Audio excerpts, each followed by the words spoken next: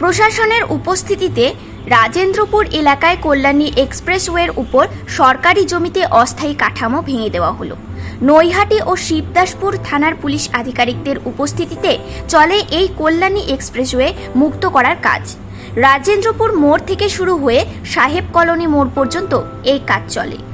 সে যে পানশালা আছে, ঠিক আছে, পুলিশ গিয়ে পয়সার কথাবার্তা বলো, হ্যাঁ, কোনো রকম ভাঙলো না। আমাদের এখানে আমাদের 200 ফুট রাস্তা, ঠিক আছে, জবের থেকে এই রাস্তা হয়েছে, এখনো পর্যন্ত আমাদের রাস্তা কোনো রকম কোনো ইয়েতে টাচ হয়নি, ঠিক আছে।